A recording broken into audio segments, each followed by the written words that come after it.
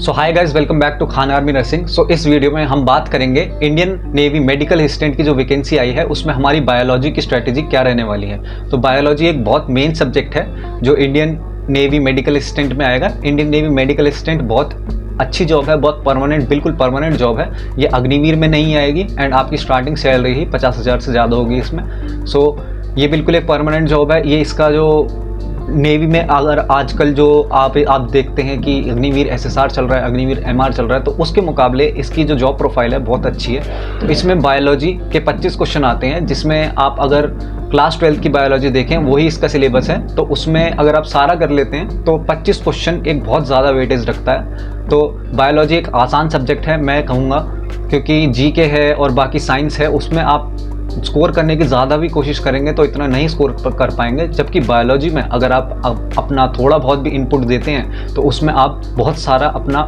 Score निकाल सकते हैं उसमें से। तो इस वीडियो में हम बात करेंगे जो इम्पोर्टेंट चैप्टर वाइज मैंने इस वीडियो में पूरा आपका सिलेबस रख दिया है, एंड चैप्टर वाइज में भी टॉपिक वाइज आपका पूरा सिलेबस रख दिया है, क्योंकि मैं आपको दिखाता हूं कि 100% सिलेक्शन इसकी तैयारी मैं भी कर रहा हूं। I am already selected in air force Y group. I have a green card, मुझे ग्रीन कार्ड मिल चुका है एंड इसमें मैं सोच रहा हूं कि 100% मेरा इसमें सिलेक्शन होगा ही। जानते हैं क्यों? तो देख सकते हैं आपकी ड्यूटीज़ जो लगेंगी वो पोर्ट्स पे लग सकती हैं, आपकी इंडियन नेवी के जो हेडक्वार्टर्स होते हैं उनमें लग सकती हैं, एंड ऐसी शिप्स होती हैं उनमें लग सकती हैं, सबमरीन्स में लग सकती हैं। तो एक जॉब जो है बहुत एडवेंचरस जॉब है आपके लिए। सो अब मैं अपने बारे में बता देता हूँ, वाई डू आई थिंक कि मैं 100% इसमें सिलेक्शन लेके जाऊँगा। So Indian army nursing assistant की मैंने 3 बार तैयारी करी है, इन तीनों बार मेरा पेपर निकला है एंड मैं फिजिकल में कुछ बाहर हो गया, कुछ मेडिकल में बाहर हो गया एंड कुछ अलग चीज़ों में बाहर हो गया, जैसे चेस्ट। तो इंडियन नर्सिंग असिस्टेंट में बायो और साइंस आती है, जो कि मैंने बहुत अच्छे से कर रखी है। तो मैं आपको बता पाऊंगा कि बायो और साइंस में आपको क्या सबसे ज़्यादा इंपॉर्टेंट चीज़ करनी है और कैसे करनी है। तो इससे पहले मैंने एसएससी के भी बहुत एग्जाम दिए हैं। यूपी पुलिस में मैं फाइनल मेरिट आउट हूँ। एनडीए मैंने 2 बार दिया, जिसमें से मेरा एक बार एसएसबी आया, एसएसबी भोपाल 27 फरवरी। तो उसके बाद लास्टली मैंने एयरफोर्स वाई ग्रुप का एग्ज़ाम दिया, जिसमें मेरे पास ग्रीन कार्ड है, जो कि आप देख सकते हैं। तो हम अब इंडियन नेवी मेडिकल असिस्टेंट की बात करते हैं। इसका एग्ज़ाम आपका कब होगा? मई के इसमें मिड में होगा या मई के मिड के बाद में होगा। मई 15 के बाद में इसका एग्ज़ाम हो सकता है, जो मोस्ट प्रॉब्ली इसकी डेट आएगी। आपके पास कितने दिन बचे हैं? आपके पास 20-25 दिन बचे हैं। आपसे अगर आप लगाएंगे 20 दिन तो आपके पास बचेंगे कम से कम, नहीं तो मैं मानूंगा कि आपके पास 25 से 30 दिन बचे हैं, क्योंकि इसका जो एग्ज़ाम मई के लास्ट वीक में होगा। स्टेज 2 जो इसका होगा उसमें जुलाई में होगा। आपका पहले एग्ज़ाम क्लियर करोगे, फिर स्टेज 2 आपका जुलाई में होगा, जिसमें फिजिकल भी होगा, आपका एग्ज़ाम भी होगा और मेडिकल भी होगा आपका। हाँ जी, ये आपका एक और बार एग्ज़ाम होगा आपके जो फेज़ 2 होता है उसमें। तो नेवी में जो फेज़ 1 होगा आपका पहला एग्ज़ाम जो होगा वो बस पासिंग के लिए होगा, वो बस आपको क्लियर करना है। उसमें कट ऑफ लगेगी, उसको बस आपको क्लियर करना है। जो आपकी असली कट ऑफ बनेगी, जो आपको सिलेक्शन दिलाएगी, वो आपका स्टेज 2 में जो एग्ज़ाम होता है वो दिलाएगा आपको। तो उसके लिए ये बहुत इंपॉर्टेंट होता है कि आपको सारा सिलेबस पता हो। तो सिलेबस की भी मैंने वीडियो बना दी है एंड अब ये स्पेसिफिक मैं बायोलॉजी के लिए वीडियो बना रहा हूँ, क्योंकि बायोलॉजी में आप बहुत अच्छा स्कोर निकाल सकते हैं। तो 4 महीने में आप नेवी के सीमैन बन जाएंगे, सीमैन वो भी एक्स ग्रुप के। तो आपकी सैलरी बहुत अच्छी होने वाली है इसमें। एंड ट्रेनिंग आपकी कब स्टार्ट होगी? ट्रेनिंग जो अभी सितंबर आने वाला है, 4 महीने बाद आपकी ट्रेनिंग जो है वो सितंबर में ही स्टार्ट हो जाएगी INS चिल्का में। तो एक बहुत अच्छी अपॉर्चुनिटी है, आप अगले 4 महीने में ही एक गवर्नमेंट जॉब पा सकते हैं। सो ये है इसका सिलेबस। इसका सिलेबस बहुत ज़्यादा वाइड था, मैंने उसको छोटा करके आपके लिए इसको एनालाइज करके रख दिया है। 25 क्वेश्चन हर चीज़ के आएंगे, साइंस के आएंगे, इंग्लिश के आएंगे, बायोलॉजी के आएंगे एंड जीके के आएंगे। बायोलॉजी और जीके के, बायोलॉजी और इंग्लिश के आगे देखो मैंने क्या लिख रखा है, एक के आगे लिख रखा है हलवा, एक के आगे लिख रखा है मलाई। तो ये मैंने क्यों लिख रखा है? क्योंकि यही 2 सब्जेक्ट हैं, इंग्लिश एंड बायोलॉजी, जिसमें आप सबसे ज़्यादा अपना स्कोर कर सकते हैं और अपना सिलेक्शन पक्का कर सकते हैं। और बच्चों का ये बहुत वीक होता है, आप अपना ये चीज़ स्ट्रॉन्ग कर सकते हैं बहुत ही कम टाइम में। तो इससे आप अपना सिलेक्शन 100% ले सकते हैं। तो इस वीडियो में हम बात करेंगे मलाई के बारे में, जो कि है बायोलॉजी। तो अब बायोलॉजी का हम इसका सिलेबस देख लेते हैं, क्या क्या चीज़ें आप देखेंगे। Sexual reproduction in flowering plants, reproductive system, ये बहुत सारी चीज़ें इसमें दे रखी हैं। आप देखेंगे ग्रीन में जो ये सारा चीज़ दे रखा है, इतना सारा आपको दे रखा है। आप सोचेंगे कि ये कौन से चैप्टर का है, कौन सी क्लास का है, तो मैंने वो भी आपके लिए बिल्कुल सॉर्ट आउट करके रख दिया है। तो ये सिलेबस जो है ये और कुछ नहीं है, आपका क्लास 12th का ही सिलेबस है। जो आपका क्लास 12th बायोलॉजी का सिलेबस होता है वही है ये। तो इसके 25 क्वेश्चन आएंगे आपके।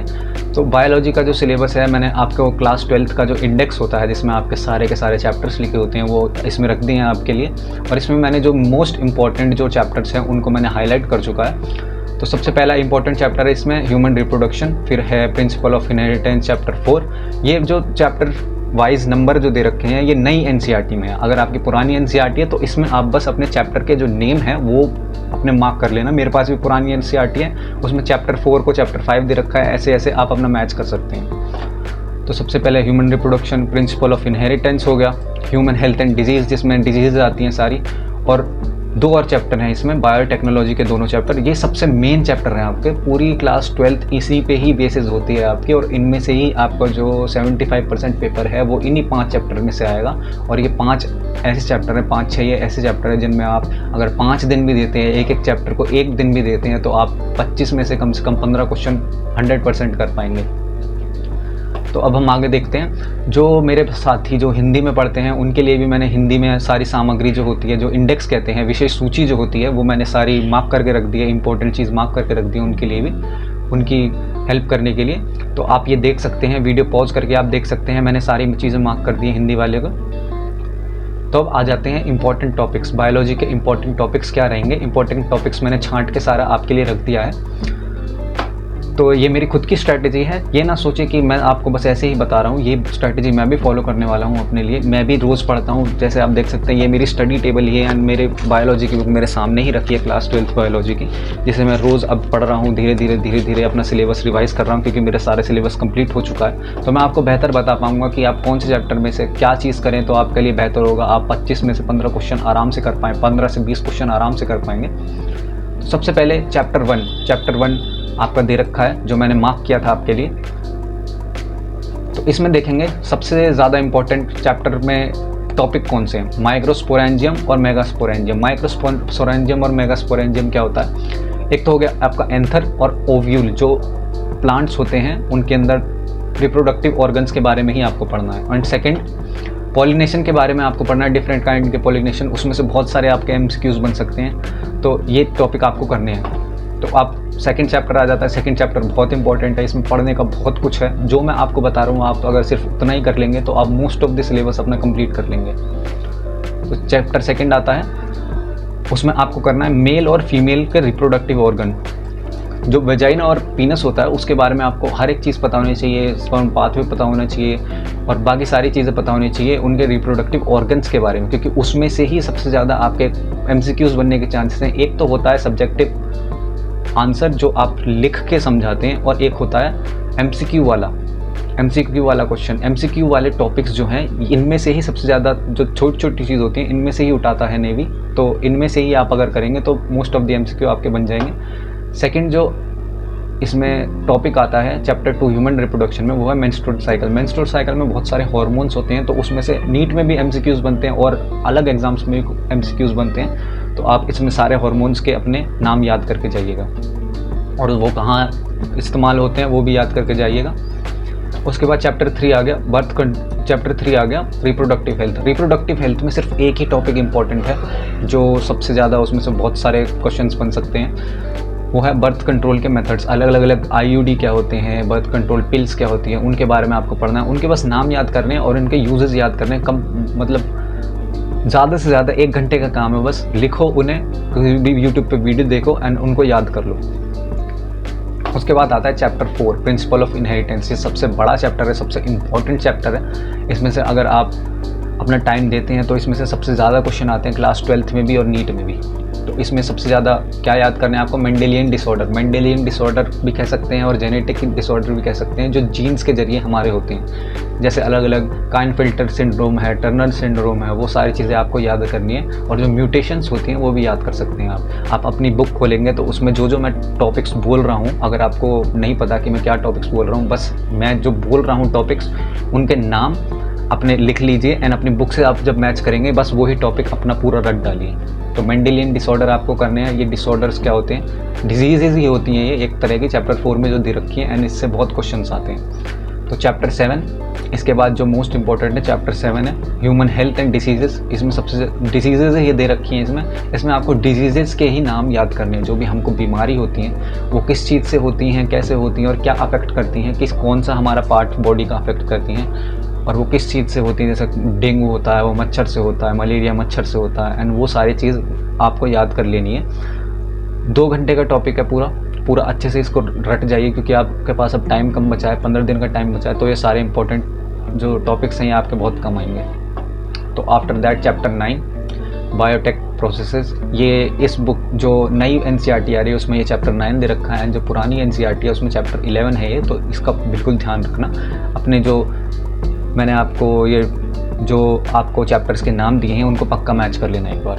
तो उसके बाद जो चैप्टर 9 है वो बहुत इंपॉर्टेंट है हमारा। चैप्टर 9 और 10 बिल्कुल रिलेटेड चैप्टर्स हैं एक दूसरे से, इनमें से ही बहुत सारी चीज़ें आती हैं, इनमें नाम याद करने के बहुत सारे होते हैं, तो इनमें से MCQs बनने के बहुत ज़्यादा चांसेस हैं। तो इसमें क्या करना है, इन चैप्टर्स में क्या दे रखा है, जो हम DNA को तोड़ते हैं, DNA में बदलाव करते हैं और उससे नए ऑर्गेनिजम्स बनाते हैं, उसके बारे में इसमें सारी चीज़ें दे रखी हैं। इसमें जो अलग अलग टाइप के हम प्लांट्स उगाते हैं, जो गेहूँ अलग अलग टाइप का होता है, उसके बारे में सारी चीज़ें दे रखी हैं। अगर आपको नहीं पता है तो मैं बता देता हूँ। तो इसमें क्या क्या होता है, तो इंपॉर्टेंट टॉपिक्स क्या हैं इसमें, जो टूल्स ऑफ DNA टेक्नोलॉजी, जो DNA हम चेंज करते हैं उसमें हम क्या क्या चीज़ें उपयोग करते हैं, उन चीज़ों के नाम अब अच्छे से याद कर लेना। न्यूक्लियसेस, एंडोन्यूक्लियस, एक्सोन्यूक्लियस एंड अलग अलग जो सारे टूल्स हैं उसके बारे में आप यूट्यूब पे भी सर्च करेंगे तो आपको पता चल जाएगा। उसके बारे में लर्न कर लेना, उनके नेम्स और उनके बेसिक फंक्शंस जो होते हैं वो पक्का लर्न कर लेना आप। उसके बाद process of DNA technology, process मतलब कि DNA टेक्नोलॉजी आपने टूल्स याद कर लिए, उसके बाद उनको टूल्स को कैसे यूज़ करना है वो एक बार आप देख लेना, ऊपर से देख लेना, आपके लिए इतना ही बहुत रहेगा। तो उसके बाद आ जाता है आपका चैप्टर 10 बायोटेक्नोलॉजी के एप्लीकेशंस। जो आपने अब DNA बदल दिया है उसके हम उपयोग क्या करते हैं वो चीज़ अब आपको याद करनी पड़ेगी। तो ये चैप्टर भी, ये दोनों चैप्टर के क्वेश्चन बिल्कुल साथ साथ आते हैं, तो इन दोनों चैप्टर का क्लास 12th और नीट में भी बहुत ज़्यादा वेटेज होता है, तो इसको आप पक्का करके जाएं। तो चैप्टर 10 बायोटेक्नोलॉजी के एप्लीकेशंस जो हैं वो चैप्टर 12 दे रखा है पुरानी मेरे NCERT में। तो इसमें क्या है, ऑर्गेनिजम्स के नाम याद करने हैं, जैसे BT कॉटन हुआ, जो नए टाइप का कपास जो हम उगाते हैं, और नए टाइप का जो गेहूँ आता है उसका नाम हुआ, वो कहाँ से आया और कैसे आया, अमेरिका ने हमारे कौन सा गेहूँ भेजा, ऐसे ऐसे करके जो इसमें सारे के सारे ऑर्गेनिजम्स के नाम दे रखे हैं वो आप याद कर लेना, और उनमें क्या क्या बदलाव आए हैं, DNA क्या बदलाव आया है हमने वो याद कर लेना आप। तो आपका मोस्ट ऑफ द टॉपिक जो बायोटेक्नोलॉजी का है वो कंप्लीट हो जाएगा। सो आफ्टर दैट इंसुलिन के बारे में, ये इंसुलिन और जीन थेरेपी ये बहुत छोटे छोटे टॉपिक्स हैं, पर इसके बारे में आपको 100% पता होना चाहिए इन चैप्टरों में से। तो इंसुलिन में से हमेशा हर साल क्वेश्चन आया है, NCERT में क्वेश्चन आया है, एंड जो अलग अलग एग्जाम है जिनमें बायो की चीज़ें आती हैं, एंड जो पिछले साल भी नेवी मेडिकल असिस्टेंट को हुआ था उसमें भी इससे क्वेश्चन आया था। इंसुलिन जो हम अलग से बनाते हैं, जो हमारे इंसुलिन लगाने का आता है इंजेक्शन से, उसके बारे में आपको पढ़ना है, एंड जीन थेरेपी के बारे में पढ़ना है। जो जीन में बदलाव आ जाते हैं कुछ बच्चों के, उनको हम ठीक कैसे करते हैं उसके बारे में आपको पढ़ना है। और जीन थेरेपी में एक लड़की का नाम है, उसको क्या हुआ था, वो सारी चीज़ आप पढ़ लेना एक बार। सो आफ्टर दैट अब जब आपको सारे सिलेबस पता चल चुका है तो उसको आपको पूरा कैसे करना है, आपको सारे इंपॉर्टेंट टॉपिक्स पता हैं, आपको ये भी पता है कि इस चैप्टर से ज़्यादा आएगा और इस चैप्टर से कम आएगा, तो अब आपको वो पढ़ना कैसे है मैं बता देता हूँ। तो सबसे पहला पॉइंट है कि आपको कंप्लीट करना है अपने इंपॉर्टेंट टॉपिक्स, इंपॉर्टेंट चैप्टर्स जो बताए हैं सिर्फ आप उसमें से ही करिए, किसी और टीचर की मत सुनिए, सिर्फ आप पहले उनको टारगेट करिए। मैंने भी ये सारी बुक रट डाली है पहले एक बार, तो इन चैप्टर्स को कंप्लीट करिए एंड देन MCQs लगाइए। किसी भी एक YouTube की टीचर से MCQs लगाइए इन टॉपिक के बारे में सर्च करके। आपके पास YouTube पे माइक का ऑप्शन है, बस उसमें बोल दीजिए इस टॉपिक पे मुझे MCQs दे दो, बायोलॉजी का ये चैप्टर एंड इस टॉपिक पे मुझे MCQs करने हैं, बस आप ये भी सर्च करेंगे तो आ जाएगा। तो हाँ, बायोलॉजी टीचर किसी भी से भी कर सकते हैं। और नंबर 3 पॉइंट, सबसे इम्पॉर्टेंट पॉइंट, अंधाविश्वास हटाओ। मतलब जो कोई सा भी टीचर है, कोई सी भी कोचिंग है, भाई उन्होंने एग्ज़ाम क्रैक नहीं करे हैं, उनको नहीं पता है कि क्या क्या होता है और कैसे कैसे आते हैं। भले ही वहाँ उनको बहुत सारा एक्सपीरियंस हो, एक टॉपिक को पढ़ाने का एक्सपीरियंस हो, पर वो आपको व्यूज़ के चक्कर में बिल्कुल फंसा लेते हैं अपने पास ही। किसी एक टीचर पे निर्भर मत रहिए, बहुत सारे टीचर्स की वीडियो देखिए एंड जो अपना टॉपिक, जिस टॉपिक को आप करना चाह रहे हैं वो ही टॉपिक करे जाके कोई और टॉपिक, अगर कोई टीचर ये टॉपिक करा रहा है और आप करने कुछ और टॉपिक आए हैं तो उसको टॉपिक छोड़ दो, उनके चंगुल में मत फंसो। वो आपको अपनी वीडियो में फंसाने की कोशिश करेंगे कि नई वैकेंसी आई है या ये आया है वो आया है, इंडियन नेवी मेडिकल असिस्टेंट की सैलरी देखो। उन टीचर्स के चक्कर में बिल्कुल मत पड़ो। एंड देन फोर्थ पॉइंट है ट्रस्ट योरसेल्फ। जो आप अपनी तैयारी कर रहे हैं, जो बिना टीचर के कर रहे हैं, टीचर आपका 100% टाइम वेस्ट करेगा। आधे घंटे की चीज़ वो 1 घंटे में कराते हैं। बिल्कुल अपने जो बुक्स हैं उनका एडवर्टाइजमेंट करने लगते हैं, तो उनसे बचो। अपना जो तैयारी है अपने खुद करो। सो एंड देन लास्टली, अब ये था हमारी वीडियो का एंड। ये है मेरा फेस। अगर आपको और मेरी वीडियो अच्छी लगती हो तो हमारे चैनल को प्लीज़ सब्सक्राइब करें। ये था मेरा जो बायोलॉजी का स्ट्रैटेजी था, जो मैं पर्सनली फॉलो कर रहा हूँ, ये ही था। एंड मैं अपने बायोलॉजी के नोट्स अपने साथ रखता हूँ। अगर आपको मेरे बायोलॉजी के नोट्स भी चाहिए तो मैं टेलीग्राम पे, अगर हम मुझसे पूछेंगे तो मैं आपको अपने बायोलॉजी के नोट्स भी शेयर कर दूँगा। मैंने शॉर्ट नोट्स बनाए हैं, वो भी आपके साथ शेयर कर दूँगा। जो बायोलॉजी के लिए मैं खुद पढ़ रहा हूँ, आप मेरे साथ कॉल पे भी बात कर सकते हैं। मैं आपको बता दूंगा कि मैं पहली बार में इसमें सिलेक्शन कैसे लेके जाऊँगा। एयरफोर्स की मेरी ज्वाइनिंग आ रही है, पर एयरफोर्स अग्निवीर है वो, मैं ये परमानेंट की सोच रहा हूँ। मैंने इंडियन आर्मी नर्सिंग असिस्टेंट के एग्ज़ाम्स निकाले हैं। बस फिज़िकल में मैं कमज़ोर पड़ जाता हूँ, क्योंकि उसमें 5:45 में रनिंग थी और नेवी में 6 साढ़े 6 में रनिंग है। 6 में मैं आराम से रनिंग मार देता हूँ। तो मैं इस बार श्योर हूँ कि मैं नेवी की रनिंग मार दूंगा, एग्ज़ाम निकाल दूंगा। एंड एयरफोर्स में मेरा मेडिकल क्लियर ही था, तो मेडिकल की कोई दिक्कत नहीं होगी। सो मेरे साथ सिलेक्शन पाने के लिए फॉलो मी, या मेरे से जुड़े रहें। आपका दोस्त हूँ, आपका भाई हूँ, आपका मेंटर हूँ। आप जो चाहें मुझे बुला सकते हैं। मुझे नहीं चाहिए कि आप मेरे इसमें व्यूज़ ला दें या मेरी वीडियो में व्यूज़ ला दें। अगर 2-4 बच्चे भी मेरे साथ जुड़ते हैं, जो मेरे साथ तैयारी करते हैं एंड मेरे साथ इंडियन नेवी मेडिकल असिस्टेंट की ट्रेनिंग करते हैं, तो मुझे बहुत अच्छा लगेगा। So that was it for today. Thank you so much for watching. Bye bye.